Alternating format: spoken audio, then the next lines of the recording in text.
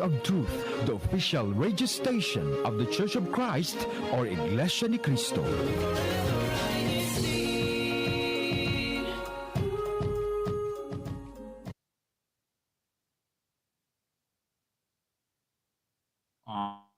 I'm going to call it a semi-sunny Saturday here on the East Coast of the United States, here in Tampa, Florida.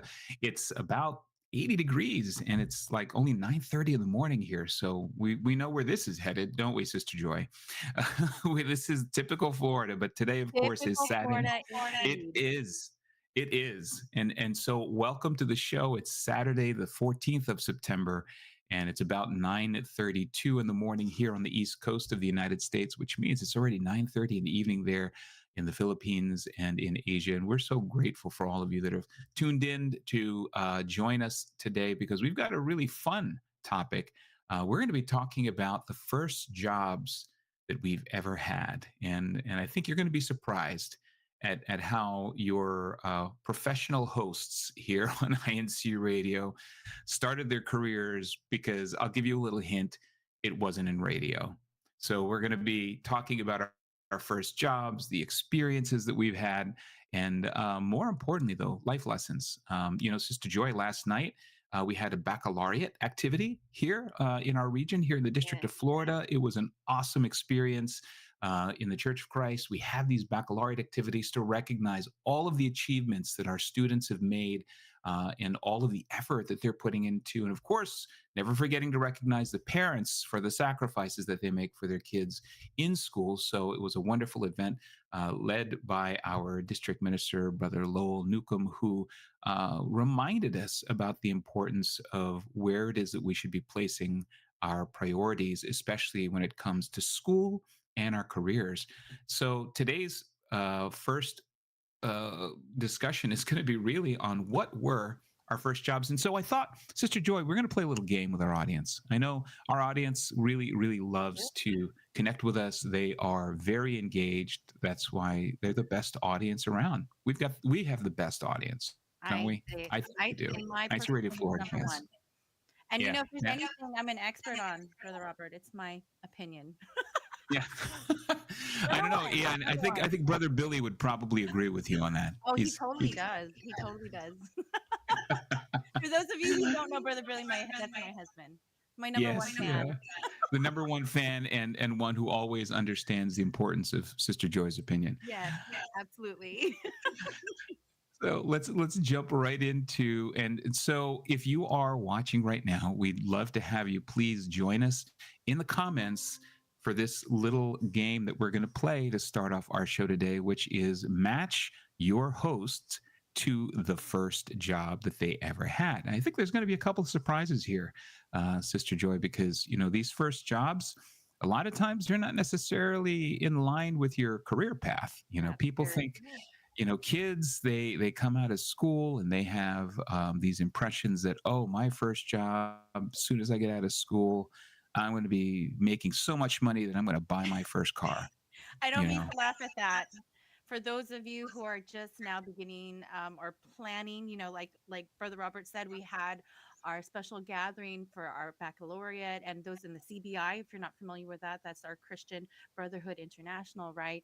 And for those of you who are just getting into it, we don't mean to laugh. It's just the experience behind, Brother Robert and I's, and even Sister Cherie's, the experience behind it, why we're laughing. And just hang on a minute, and we're going to share exactly what that experience is. So.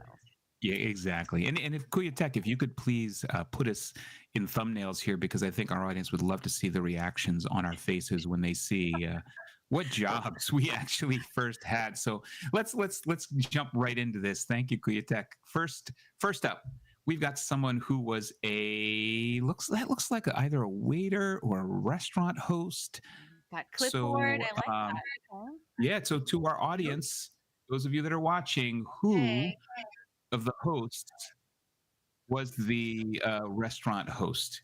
Let's take a look and see. The host? Who is it? Is it, do we have any takers here? Who was the restaurant host or being a restaurant host is not an easy job. A lot of It people is think that not. being a restaurant host, you could just stand there and you're just smiling and you're just greeting. I don't know if you Exactly. guys are getting any hints because somebody on our panel is just smiling so brightly. That who it is that their first job was a restaurant host. But all right, well, we didn't have any takers. I think our audience Well, is there's still a getting little their first delay too, right? first In cup of some of coffee. the Yeah, we do have a 5-second delay in case Brother Robert says something wrong, but that never happens. It never happens. What did you? Okay, Brother Adrian Abelgas is saying that it's Sister Charisse. Can we match that smile with that waiter? I'm not exactly sure. Let's see. let's take a look. Let's Is it see. possible? It is Oh, Sister good Charisse. one. Adrian, Her you first got time. it. So, tell us, Sister Charisse, about your experience as a restaurant host, and honestly, tell our audience what does a restaurant host really do? Because I know you're not just sitting there smiling. No, you're not. So like my first job was a restaurant hostess, busser. I worked with my mother at an Italian restaurant. And so it was in high school. So that was my very first job. And it was actually a really, really great job because we all know when we go to restaurants, basically the hostess is the first person that they see that That's interacts right. with with the customers and greets them. So for me it was always important to kind of show up with that really always had that smile and be pleasant, and then that way it kind of sets the stage for how their experience at the restaurant will be. So So is that's the how I hostess got the into that person that job. I have to slip a $20 bill if I want my name to go on the top of the list? Does that really work? Like, can you bribe the host to get you a better seat or to get your reservation Well, in if you didn't make one? if it was maybe at a higher end restaurant, but mine was so family, there wasn't any type of tipping that way to get a good seat or anything like that. There's But no it was shenanigans, right? actually no shenanigans. But it was actually a lot of people think that, like a hostess job is like, oh, okay, I'll take you to your table. But honestly, when it gets very busy, then you have to like kind of it's like a to see the big picture, and it's like puzzle pieces, and you have to decide, okay, I have a big party waiting for this table, I need to save that for my big party and then combine the tables. It's kind of like a puzzle pieces, trying to figure out where you're going to place your the ones that are waiting on your list, especially if you have a I big have a party. question about that, Sister Shree. So, right, so you're saying that a lot of people have this impression, right, as a hostess, and it's true. I go into a restaurant, I'm hungry, just find my seat so that I can eat my food. But as a hostess now, as that role, did you know that coming into this role, or is that something that you had to like figure out as you started working? It was something that I didn't really have to figure out. It was kind of just explained and taught because we have the floor map of the entire dining room restaurant, and then it's all divided into different sections from the waitresses that are working. So you have to make sure that you're divvying out their tables evenly, because they'll get mad if you double seat them and you haven't sat someone else. Then that's their earnings for the night that you're taking That's away. true. So you Yes. have to be fair. So yeah. Mhm. You know what? That's a great And I question would because always help too. I always wondered, how do they decide where to put you? Like, I've seen those maps, and those maps are like, they look like this radar thing, like you're about to go to war and you're trying to figure out like where you're sending your troops, and then they're Yes. telling them, okay, and then they throw out a code like, oh, sit them at Yes. D23, and I'm thinking like, Yes. are you guys playing Battleship? There's Yes. something And on my then forehead that some tells other me. ones, at some other restaurants too, when I was a hostess at other restaurants, we actually had like little earpiece walkie talkies. And so we would go into the dining room, and when we noticed that a table had a check, we'd be like, table 22 is getting ready to get up. Go ahead and we're going to get this one ready. Like, so we were on it. I have a Yeah. question to that. What do you do with the Mhm. people that ask, "Wait, can I sit over there? Can I sit over That's there?" me. After that's my family. So if the section was closed, I would be like, I'm so sorry, this section's closed. But other times, if they were nice about it, I'd be like, okay, no problem. And then I would go apologize to the waitress that I just triple sat. I am so sorry. This is what happened. So yes. Oh But man, that's okay because there's sometimes when you're gonna go to a restaurant and that's why I always ask you prefer a booth or a table. And then yeah. that's And then smart. sometimes you What would have the awful tables that were right in front of the restaurant, the kitchen doors. No one wants to sit there. Those were so hard to sit. Oh my goodness. Yeah, those are bad. that and the bathroom are the two, like, Yes. do not sit me anywhere near either of those two places with a swinging door. It's just I have Well, what was personally, your I don't mind favorite? sitting by the kitchen because I can smell the food. You I'm could like, smell the food ooh, coming. what's that? Why does that not Ooh. surprise me, Sister Joy? So, Sister Cherise, what was your favorite part of being a restaurant host? What? I feel like it was the interactions that I got to make, with my other coworkers, and then also we would get regulars a lot, and so that was really nice. It was just what led me to get with that job was that like I said, the interactions I made with all the customers, being that first person that they saw, because it's kind of hard if you go into a restaurant and that first impression is always just like, hello, it's not ideal. And then it kind of just establishes how the rest of your experience might be. So That's I true. always just tried to be pleasant as much as possible. Mhm. Oh, that's awesome. All right. Well, we're going to learn more about that here in a second. One of our hosts landed their first job, and this blows my mind because most of us had to do the grind, right? Mowing lawns and slinging burgers. But one of our hosts was fortunate enough to land an office job as their first job. So this was really, really a very interesting circumstance for this host. So, can you guys tell us which host landed their first job working in human resources? And I'm assuming it was without a whole lot of experience, because obviously, if it's your first job, it doesn't come with any experience, right? So, That's true. let's see who was the first person. I'm just refreshing our chat, but again, my internet. Maybe my first job should have been working for an internet provider because I had so Oh, many problems maybe to here. learn, right? Yeah. Well, let's see. Sister Lulu thinks that it's Sister Joy.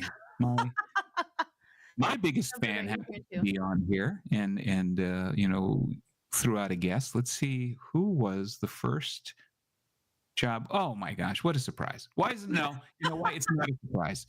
It was Because actually a it's surprise. not a surprise because Sister Joy is literally the most professional out of all of us. Oh, goodness, Because please. You yeah, know, it's funny that you say professional because when I landed this job, this was my first job, and I think I was 15. I can't even think that far back. It was at 15, you got I a got it at job in an 15. office. It was my first job. I thought, okay, so I go to this organization thinking I'm going to work as a cashier or one of the I was actually hoping to be one of the greeters at the door. So when you first come into the store, I was like, man, it would be so cool. I can stay right there by the perfumes, like hey, and I can see what's the latest scent. But I walked in this job thinking that's what I'm going to get because I'm in high school, it's just one of those jobs. And the hiring manager, I guess she was a director over at the time, and it wasn't called HR, y'all. This I might reveal my decade. It was called Personnel. it was called personnel. Yep. It was called personnel, and my role, I think my official role, it was like personnel assistant.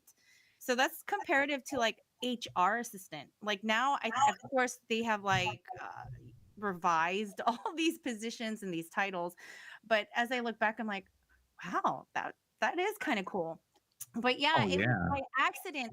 And y'all, if you're listening for the first time, um, I landed this job, and I really think it was in the connection during the interview process, which could be another topic that we discuss. But I remember sitting there at 15 years old, and one of the questions that they asked me is, are you familiar with how to use spreadsheets and like an Excel spreadsheet? And I was like, oh yeah, I'm pretty familiar. And I remember I had just taken a class right, on like some business operations or something in high school, and she's like, how are you with it? I think at the time it was called Lotus 123, and I wasn't familiar. And the first thing I said, I was like, I don't know, but I can learn it. I'm willing to learn whatever you want to teach me. And I think that looking back at the time, I was like, I just wanted to get to a job, that where I can like greet people and say hi to people. And what I think that was one of the key factors that she's like, oh, let me put her in the office job. So my role, I was actually inputting salaries, I was inputting data, I was doing all these big girl things, at 15. And I'm really thankful for that. I was surrounded by professionals at that time, and it was really good. It was just a really good experience to do that. So the question, perfumes. so my question, of course, is when you answered that, did you really know Lotus 123? No, I didn't. And let me tell you, when she told me I was hired, I was like, oh, what am I gonna do? I really don't know this. And y'all, I was being truthful. I was like, I will learn, but I was like, how does this work? But they were patient with me because they saw that I've got the grit. I'm gonna go in there. I will learn it. Yeah. You just gotta. Well, I think that's fair. That's fair, because I think in that kind of a role, that's something that you can kind of learn as you go along. I'd feel a little different if you were applying for a job as a surgeon and they said, "Have you ever done one before?" And you said, "Yeah, sure." Yeah, I'd be a little bit more concerned. All right. Let's move on here really quick, and we're going to get back to you on that because I want to get to which one of our hosts was a lifeguard. Let's see. It's and don't be fooled that the host happens to be, the lifeguard here happens to be a female.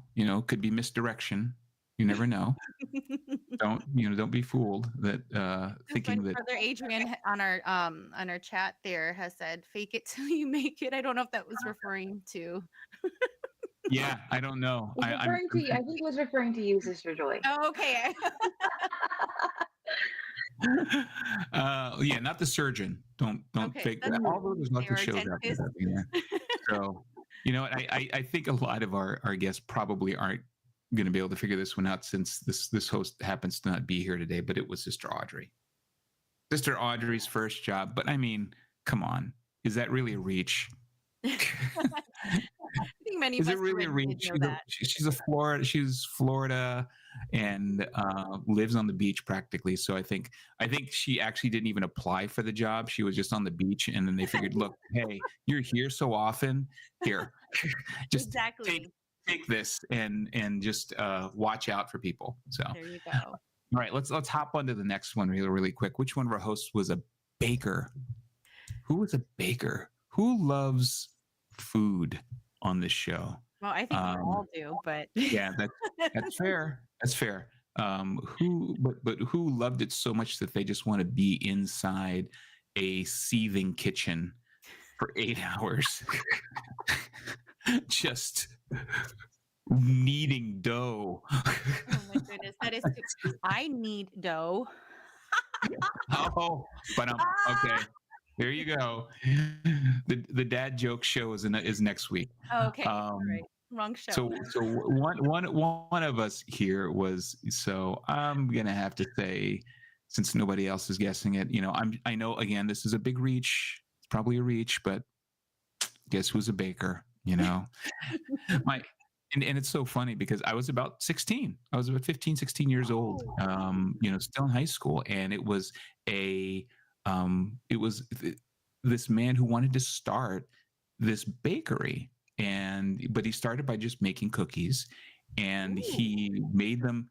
Didn't really have it established yet, so he was like renting or leasing this kitchen from a restaurant, and had me going there to make cookies. And I remember the first day that I showed up for the job, and it was like, is this like a real job, or am I going to disappear?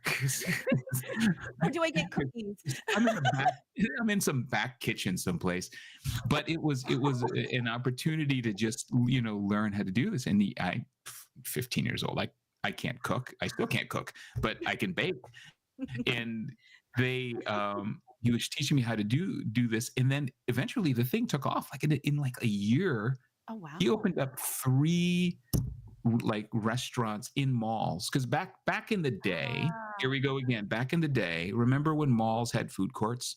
Yes. And Don't they remember still? when people used to go to the mall, and there were food courts in California. This baker, I'm not going to name names, but ended up turning into a franchise, an enormous franchise, Oh, making cookies. really? That's all I'm saying. And I was there. Is I your was picture like the on their first, wall? I was like the first baker. No, because I think when he first hired me, it was like under the table, so he couldn't even really. But when I learned how to make cookies, and then I learned how to make pot pie, and then they're really famous for their chocolate chip cookies. Again, not naming any names, but Wow. exploded into this franchise. Ended up being in all these different malls, and I'll tell you, that was like the first job I ever had, working in the back of the kitchen, kneading dough with these big old mixers that if you Yeah. get your hand caught in them, and back then in the 80s, like restaurant safety was like not the way it is today. No inspectors coming through. No, You were no, the there's inspector, not. right? Half the time I was waiting for my apron to get caught in the mixer and for me to get sucked into the. That's. I can't tell you how many embarrassing stories there are about dropped trays of cookies and. You know what I see? I see like the drop tray, and then someone comes running in. They're like, "What happened?" And you have chocolate chip, like all over I my don't face. know. What are you talking about?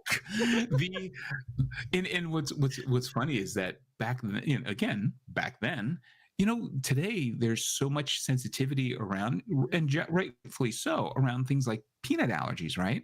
Yeah, and yeah. and how you're mixing things and how you're cooking things, because you have to be very careful that you're not mixing things that contain nuts with That's things true. that don't. Yeah, it's true. I will tell you, back then, same mixing bowl. You know what? It's probably the Same reason why dough. today. It was. It's just, I can't imagine being in that position today, because it was it was so fast and loose back then. But it was the first job, and Mhm. the things that I learned from it were obviously, I think the biggest lesson that I learned from that was punctuality, being on time, and being someplace at the time you said you were going to be there. Mhm. Because and that's such an important lesson you carry into life everywhere, right? It's not just for work, it's for school, it's for Mhm. your duty as a church, it's for your family, right? Like in my house, they know I'm pretty militant. Like if I say we're leaving at 9, at 9:01, the garage doors open, the car's running, and it's pulling out of the driveway. So, in the beginning, you used to see the family all running behind, trying to jump into the minivan. But I think that's probably one of the most valuable lessons, was like learning punctuality, and why it's so important that if you say you're going to be someplace, be there when you say you're going to be I there. can only imagine, especially as in a bakery, because timing is very important when it comes to baking. Oh yeah, Yeah, and that alone. except for the one time that there was a fire, but we want, That's a show. We got it. We got to put that on the next list. It's a different show. Yeah, it's, 'cause I can't talk about that publicly. I think, but so okay, so we got our first jobs, but we've got to say, like, when you're talking about your first jobs, Mhm. one of the things, and this was actually brought up in the baccalaureate gathering last night. It just resounded with me, and I think we're going to probably turn this into its own segment, because Brother Lowell brought up this issue of you spent all of this time in school, you put all Mhm. this effort in school, you put all the sacrifice, not to mention all the sacrifice that your parents put, and then you graduate, and then all of a sudden it's like, what's next? Yeah. What do we do? Do I go into grad school? Do I embark on my first career? Do I take a chance? Do I take a year off and travel Europe? And yeah, that's not going to happen. Wow. But you're faced with so many choices. You just Mhm. like finished all of this time in school, and Mhm. I think it's so valuable for students to understand that, as long as we put our faith and our trust and most importantly, our prayers into making that decision, and not being the ones who try to say, this is what I want to do, Lord. So, make it happen. that's, that's not how it Exactly. works. Exactly. So looking for that first job, and looking for what you're going to do, getting out of school, I think is such an important uh, kind of we call it a fork in the road for so many kids. And it's important that whatever the decisions are that you plan on making, you make those decisions with the backing of Mhm. prayer, and letting God guide you, right? So in your first job, Sister Joy, you obviously landed this position working in HR. Mhm. When you were there, did you end up thinking that that's like a career that you wanted to pursue, or what? How did No. that shape your future? Um, you know, this is also another show, but I am very grateful for it, and it really helped me realize that this is what it is to work. When I really wish I took it a lot more seriously. I was 15, and in an office job, my mindset at the time was more like, oh, I want to be out there having fun. I wanted to bust tables. I wanted to greet. I wanted to do that.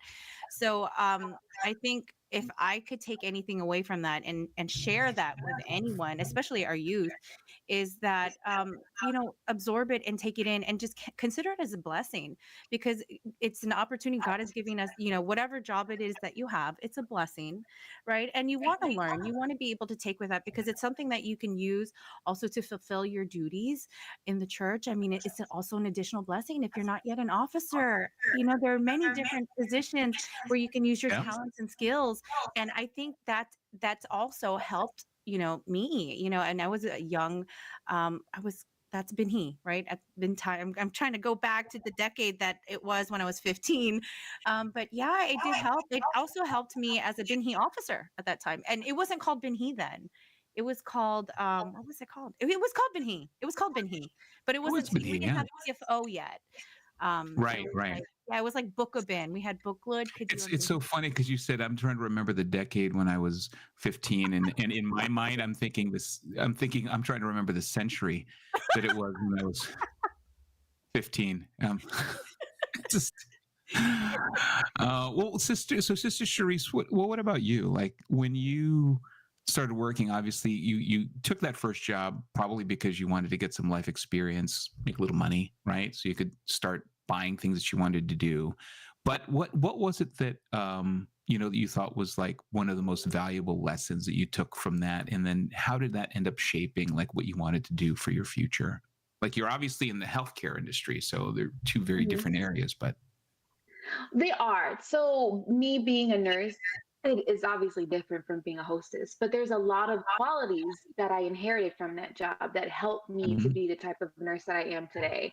So, definitely customer service skills was a big, big Yeah. one, because you want to be a absolutely. pleasant nurse. You want your patients to feel like they're in safe hands, especially that first Yes. time meeting your patients, that rapport that you build. So Mhm. that was one of the qualities that I took with me. And for me, it was always just the teamwork that I had, with the staff, with the bussers, with the waitresses, the other hostesses.